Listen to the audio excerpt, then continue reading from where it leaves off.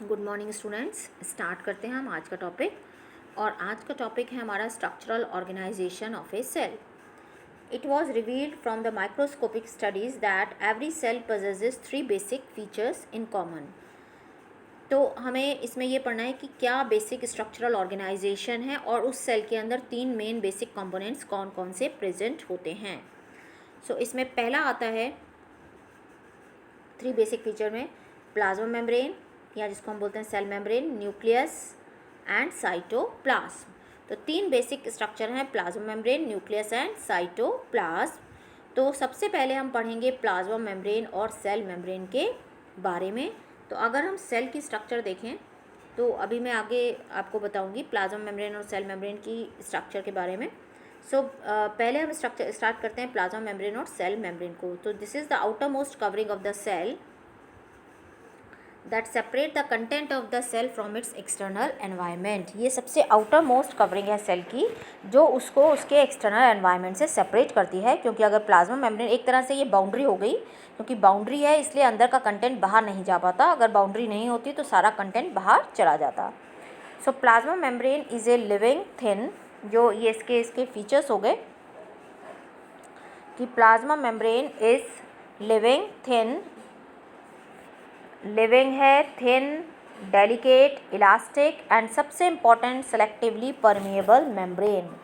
अब इस selectively permeable membrane का मतलब क्या है कि सिलेक्ट करती है सब्सटेंसेस को, कि कौन से सब्सटेंस सेल को चाहिए वही इसके अंदर आएंगे और बाकी के सब्सटेंस नहीं आएंगे।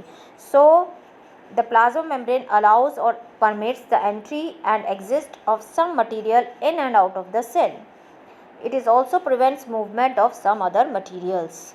मतलब जो चीज़ की सेल को ज़रूरत है ये खाली उन्हीं को अंदर आने देगी और बाकी को अंदर आने नहीं देगी, और जिसकी ज़रूरत नहीं है उसको सेल से बाहर जाने देगी, बाकी सब्सटेंस को सेल से बाहर नहीं जाने देगी। तो ये सेलेक्ट करती है पहले सब्सटेंसेस को। Therefore it is called selectively permeable membrane. Therefore it is called selectively permeable membrane. तो ये हो गई कि इस पे क्वेश्चन आता है why is plasma membrane is called selectively permeable membrane. Cell is made up of proteins and lipid and is present in both plants and animal cells। तो ये लिपिड और प्रोटीन की मिलकर बनी होती है, जिसमें लिपिड की दो लेयर्स होती हैं, टू लेयर्स होती हैं लिपिड की, ठीक है। और प्रोटीन जो होता है वो बीच बीच में आउटर सरफेस पर बीच में चारों तरफ प्रेजेंट रहता है। तो लिपिड की बाइलेयर यानी दो लेयर होती हैं और प्रोटीन से मिलकर बनी होती है। अब आता है फंक्शंस ऑफ प्लाज्मा मेम्ब्रेन। तो प्लाज्मा मेम्ब्रेन के फंक्शंस क्या क्या हैं। तो सबसे पहला फंक्शन क्या है, it helps to maintain the shape of the cell. ये सेल की शेप को मेंटेन करती है, क्योंकि अगर इसकी ये सेल मेम्ब्रेन नहीं होगी, बाउंड्री नहीं होगी, तो सारा कंटेंट बाहर चला जाएगा। तो अगर हम सेल की स्ट्रक्चर देखें तो ये हो गई सेल मेम्ब्रेन, ठीक है, या जिसको हम बोलते हैं प्लाज्मा मेम्ब्रेन। इसके सेंटर में आ गया न्यूक्लियस, ये हो गया न्यूक्लियस। उसके बाद यहाँ पर ये जो प्रेजेंट होगा, ये क्या प्रेजेंट है, साइटोप्लाज्म। तो तीन बेसिक कंपोनेंट की जो हमने बात की थी, तो ये हो गया साइटोप्लाज्म, ठीक है। The liquid present inside the cell membrane and outside the nucleus is called cytoplasm. और इसी के अंदर यहाँ पर सारे सेल ऑर्गेनल्स भी प्रेजेंट होंगे, जिनको हम बाद में डिस्कस करेंगे one by one. So it help to maintain the shape of the cell, तो शेप कर दी सेल की। It act as a mechanical barrier and protect the internal content of the cell from leaking out. अब ये barrier है, इसी की वजह से अंदर से कोई सब्सटेंस बाहर नहीं आता, इसलिए ये प्रोटेक्ट मैकेनिकल बैरियर की तरह बिहेव कर रहा है, protect the internal content of the cell from leaking out, ताकि वो बाहर नहीं आ सके। पर प्लांट सेल के अंदर क्या होता है, इसके बाहर की तरफ एक एक्स्ट्रा लेयर होती है जिसको हम बोलते हैं सेल वॉल। तो उसको हम प्लांट सेल में डिस्कस करेंगे। पर एनिमल में सबसे outer most layer cell membrane होती है। Third, it provides protection against microbes and foreign substances. ये माइक्रोब्स और फॉरेन सब्सटेंसेस के अगेंस्ट प्रोटेक्शन प्रोवाइड करता है, इसी की वजह से कोई भी माइक्रोब या फॉरेन सब्सटेंस अंदर नहीं आ सकता। It gets modified to perform different functions for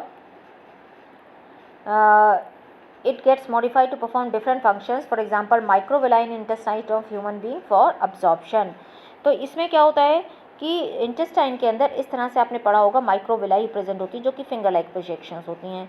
तो इसी के आउटर सरफेस पर एक और ऐसे फिंगर लाइक प्रोजेक्शंस प्रेजेंट होती है, जिसको हम बोलते हैं माइक्रोविलाई, जैसे कि ब्रश की, आपने ब्रश जो होता है आपका उसमें जो ब्रिसल्स होते हैं उस तरह से। तो ये क्या करता है, it increase the surface area for the absorption of digested food, क्योंकि इंटेस्टाइन में क्या होता है, फूड का अब्जॉर्प्शन होता है, तो वहाँ पर सरफेस एरिया इंक्रीज कर देता है ताकि ज़्यादा से ज़्यादा फूड को ये अब्जॉर्ब कर सके। सो ये इसका मॉडिफिकेशन हो गया। Next, the flexibility of the cell membrane also enables the cell to engulf the food and other materials from its external environment. Such processes are known as endocytosis. ये बहुत इंपॉर्टेंट प्रोसेस है endocytosis. इस पर direct question भी आता है, what is endocytosis. Amoeba acquire its food through such process. Amoeba इस process से अपना फूड लेता है। सबको पता है कि अमीबा जो होता है, अमीबा की कोई शेप नहीं होती, रेगुलर होता है, तो उसमें यहाँ सूडोपोडिया प्रेजेंट होते हैं, तो जहाँ ये मूव करना होता है अपने सूडोपोडिया के थ्रू मूव करता है। इसको हम बोलते हैं सूडोपोडिया। सूडो का मीन्स होता है फॉल्स, पोडिया मतलब पैर, तो सूडोपोडिया। ठीक है, तो अब मान लो इसको यहाँ पर फूड दिखाई दिया, तो ये अपने सूडोपोडिया निकालेगा और इसको कवर करने की कोशिश करेगा। धीरे धीरे बढ़ता जाएगा बढ़ता जाएगा। अब मान लो ये पूरा इसने ऐसे करके बना लिया अपना सूडोपोडिया, और ये पूरा कवर करके इसको ले जाएगा यहाँ से। ठीक है, तो इसको हम क्या बोलते हैं, एंडोसाइटोसिस, कि इसने क्या किया, सॉलिड फूड को अंदर अब्जॉर्ब कर लिया, फूड वैक्यूल बनाकर अंदर जाके वहीं पर उसका अब्जॉर्प्शन होगा। तो ये किसकी वजह से पॉसिबल हो पाया, क्योंकि फ्लेक्सिबल है cell membrane. The flexibility of the cell membrane also enable the cell to engulf in food and other material from its external environment, ताकि एक्सटर्नल एनवायरनमेंट से अपना फूड को ले सके, और इस प्रोसेस को हम बोलते हैं एंडोसाइटोसिस।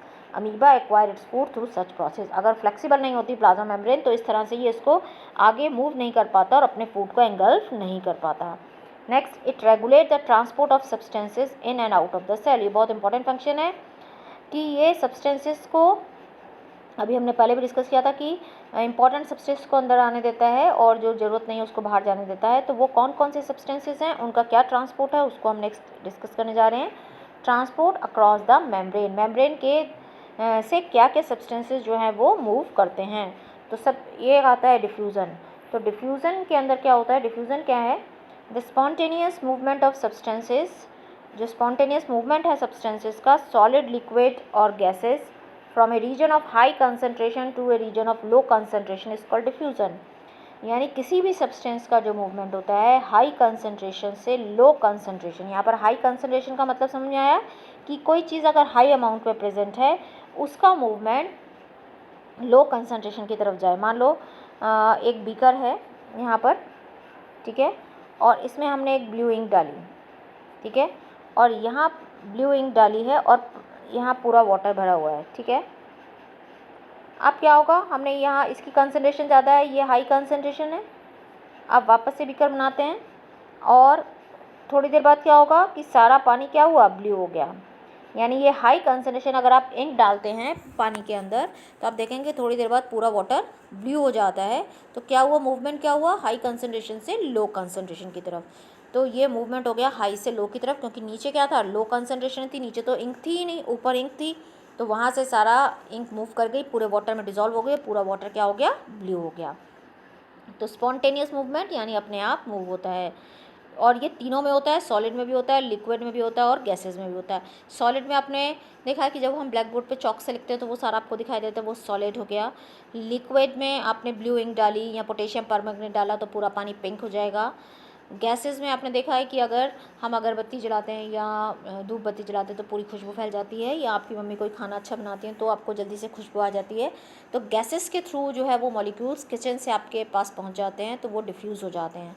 तो spontaneous movement of substances from high concentration to low concentration. तो कंसनट्रेशन का मतलब है उसका अमाउंट, जहाँ पर उसका अमाउंट ज़्यादा है वहाँ से जहाँ पर कम है उसकी तरफ मूव करना, और ये तीनों में होता है, सॉलिड में भी, लिक्विड में भी और गैसेस में भी। Some substances like carbon dioxide or oxygen can move across the cell membrane by a process of diffusion. So carbon dioxide और ऑक्सीजन भी हाई कंसनट्रेशन से लो कंसनट्रेशन की तरफ मूव करती है। कैसे, अगर हम अपने को देखें तो हम लोग भी रेस्पिरेशन की प्रोसेस में ऑक्सीजन को इनहेल करते हैं और कार्बन डाइऑक्साइड बाहर निकालते हैं। तो कार्बन डाइऑक्साइड कैसे बाहर जा रही है, क्योंकि कार्बन डाइऑक्साइड एक सेलुलर वेस्ट है। सेलुलर वेस्ट का मतलब यहाँ पर क्या है कि जब हम फूड खाते हैं उसका ब्रेक डाउन होता है और एनर्जी बनती है, कार्बन डाइऑक्साइड बनता है और वाटर बनता है। तो कार्बन डाइऑक्साइड हमारी बॉडी में एक्सेस में आ जाती है बाहर के कंपैरेटिवली, तो अंदर अमाउंट ज़्यादा हो गया तो अंदर से उसको बाहर निकालना है। बाहर ऑक्सीजन का अमाउंट ज़्यादा है हमारी बॉडी से, क्योंकि हमारी बॉडी में जो ऑक्सीजन थी वो पूरी बॉडी में ट्रांसपोर्ट हो गई ब्लड के थ्रू। तो बाहर से ऑक्सीजन हाई कंसनट्रेशन से हमारी बॉडी में जो लो कंसनट्रेशन है उसमें मूव कर जाती है। तो इस तरह से ये कार्बन डाइऑक्साइड और ऑक्सीजन का मूवमेंट होता है हाई कंसनट्रेशन से लो कंसनट्रेशन की तरफ। लाइक कार्बन डाइऑक्साइड और ऑक्सीजन के move across the cell membrane by a process called diffusion. When the concentration of carbon dioxide, जो कि सेलुलर वेस्ट है, क्यों सेलुलर वेस्ट है मैंने भी आपको बताया कि फूड के ब्रेकडाउन से कार्बन डाइऑक्साइड वाटर एनर्जी बनती है, is more inside the cell than outside, carbon dioxide diffuses out from the cell from high concentration to low concentration by the process of diffusion। इस पे भी direct question आता है। Similarly, oxygen enter the cell by the process of diffusion when the level or concentration of oxygen inside the cell decreases। जैसे ही हमारी body में oxygen की कमी होती है, बाहर से हाई कंसनट्रेशन से ऑक्सीजन हमारी बॉडी में आ जाती है, जो हम ब्रीथिंग के थ्रू इनहेल करते हैं। Diffusion play an important role in gaseous exchange between the cell as well as the cell and its external environment।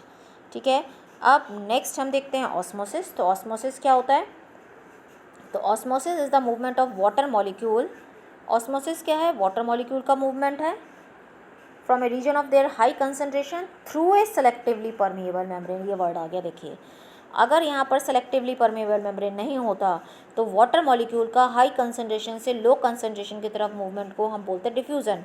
पर जब यहाँ पर सेलेक्टिवली परमिएबल मेम्ब्रेन वर्ड आ जाता है तो ये क्या कहलाता है? Osmosis to a region of lower concentration. तो ऑस्मोसिस खाली लिक्विड में होती है, यानी वाटर के अंदर हो रही है, लिक्विड के अंदर हो रही है, हाई कंसनट्रेशन से लो कंसनट्रेशन हो रही है, बट किसकी रिक्वायरमेंट है यहाँ पर? सेलेक्टिवली परमिएबल मेम्ब्रेन की। अगर सेलेक्टिवली परमिएबल मेम्ब्रेन नहीं होगी तो इसको हम डिफ्यूज़न बोलेंगे। तो अब हम देखते हैं कि इनमें डिफरेंसेस क्या क्या हैं।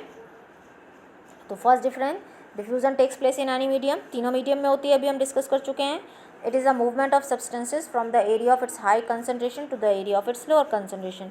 हाई कंसनट्रेशन से लो कंसनट्रेशन की तरफ मूव करता है। द डिफ्यूजिंग मॉलिक्यूल में भी सॉलिड, लिक्विड और गैसेस, ये हम डिस्कस कर चुके हैं, तीनों में होता है। It does not require semi permeable membrane. इसको सेमी परमेबल मेम्ब्रेन की ज़रूरत नहीं होती है, वो हम डिस्कस कर चुके हैं। अब आता है osmosis. Osmosis occurs only in liquid medium. It's the movement of water from area of high concentration to area of low concentration. तो ये भी मैंने अभी आपको बताया है। It involves movement of solvent molecule, खाली सॉल्वेंट मॉलिक्यूल मूव करते हैं। It requires a semi permeable membrane, क्योंकि अगर सेमी परमेबल मेम्ब्रेन नहीं होगी तो इसको हम बोलेंगे डिफ्यूज़न। तो ये आपको यहाँ तक समझ में आ गया होगा, इसको आप अपनी कॉपी में नोट डाउन कर लो। ठीक है, नेक्स्ट पार्ट में हम जो सॉल्यूशंस होते हैं उनमें किस तरह से ऑस्मोसिस होती है, एंडो ऑस्मोसिस, एक्सोस्मोसिस कैसे होती है, उनके बारे में पढ़ेंगे। So thank you, thanks for watching.